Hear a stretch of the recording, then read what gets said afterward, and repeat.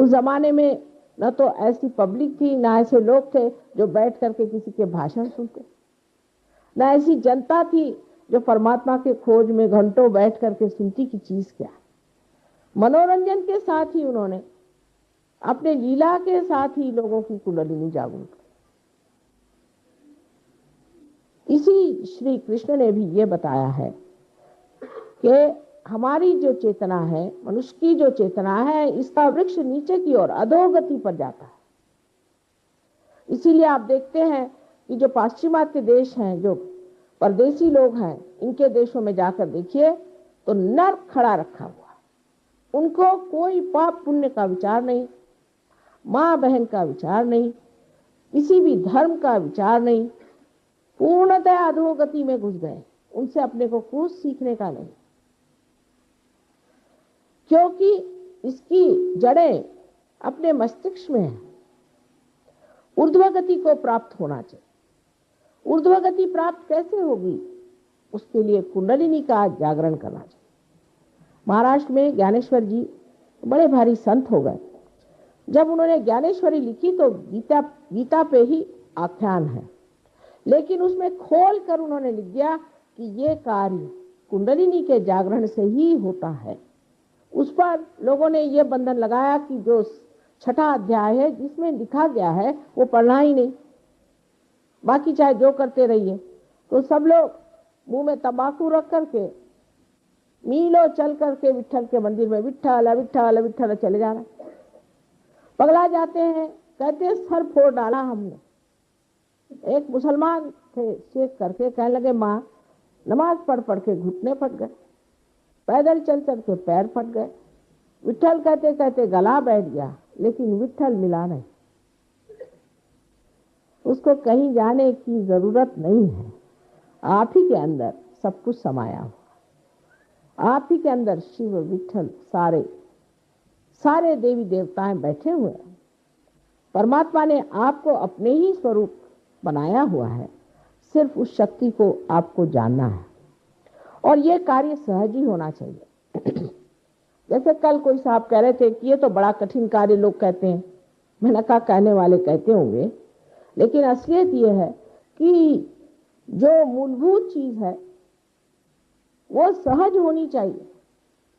जो जीवंत चीज है वो सहज होनी चाहिए, ये इसकी पहचान है। कल अगर आपको श्वास लेने के लिए किसी गुरु को बनाना पड़े और आपको जाकर के किताबें पढ़नी पड़े तो कितने लोग जीवित रहेंगे? इसी प्रकार ये एक जीवंत क्रिया सहज, सह माने आपके साथ पैदा हुआ, ऐसा ये योग का आपका जन्म सिद्ध अधिकार है। लेकिन उसको प्राप्त होने के लिए एक नम्रता चाहिए कि हमने अभी तक इसे प्राप्त नहीं किया, इसे हमें प्राप्त करना है बस। उसके बाद ये कुंडलिनी जो कि त्रिकोणाकार अस्थि में सुप्तावस्था में है, आप जागरूक हो करके आपके ब्रह्मरंध्र को छेदन कर दे।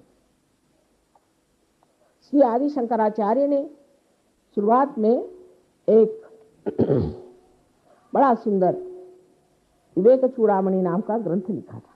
उसके बाद उनके अनेक इस तरह के ग्रंथ हुए।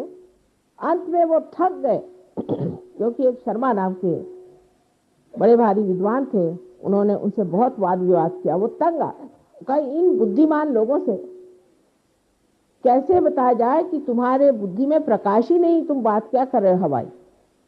अंत में उन्होंने सौंदर्य लहरी नाम का एक बड़ा सुंदर ग्रंथ लिखा है जिसमें सिर्फ माँ की स्तुति लिखी है और हर श्लोक जो है एक मंत्र है।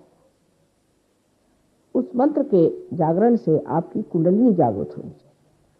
लेकिन ये सब चीज परमात्मा के शास्त्र के अनुसार है। ऐसे नहीं कि किसी ने आपको मंत्र दे दिया राम कहो राम कहो। नारद ने दिया हुआ मंत्र दूसरा होता है, लेकिन हर आदमी आता है कहता है तुम राम कहो। राम क्यों कहो? पूछिए। राम का भी एक चक्र है, श्री राम का चक्र है। क्या आपका वो चक्र खराब हो गया है जिस वजह से कह रहे हैं श्री राम को? हर एक चक्र पे एक एक देवी देवताएं बैठे हुए हैं। जो इसे जानता है और समझता है उसी को ये कार्य करना चाहिए।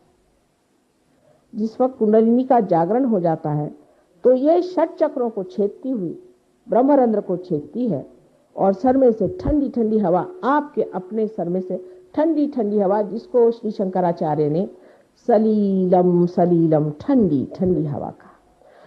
जितने भी धर्मों के आप पुस्तक पढ़िए, जितने भी धर्म हो गए, सब धर्मों में इसका वर्णन है कि आपका फिर से जन्म होना चाहिए। ब्राह्मण को भी द्विज कहा गया है, माने जिसका फिर से जन्म हुआ, माने कोई झूठ मूठ का जन्म नहीं होता है, असलियत का जन्म। माने ये कि आपका ब्रह्मरंध्र छेद करके कुंडलिनी का जब जागरण होता है तो आपका दूसरा जन्म होता है कि आप आत्मा स्वरूप हो जाते हैं। इस जीव का शिव से जब योग घटित होगा तभी वो योग होता है। वो कुछ कहने से कि हम योगी हैं, आप योगी नहीं हो जाते। आप योगी हैं तो आपके अंदर शक्ति क्या है? लोग हैं पैसे के लिए दौड़ते हैं, क्या परमात्मा को पैसा वैसा कुछ समझ में आता है क्या?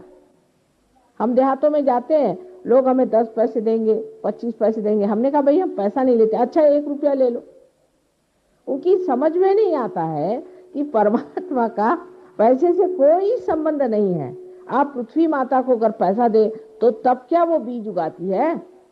वो तो अपने स्वभाव से ही उस कार्य को करती है, उसका कोई लेना देना बनता नहीं, ये उसका स्वभाव। जिस स्वभाव में वो बैठी हुई है उसी स्वभाव से वो कार्यान्वित है। क्या आप सूर्य कुछ पैसा चढ़ाए तो क्या सूर्य को पैसा लेना आता है? वो अपने स्वभाव से कार्यान्वित है।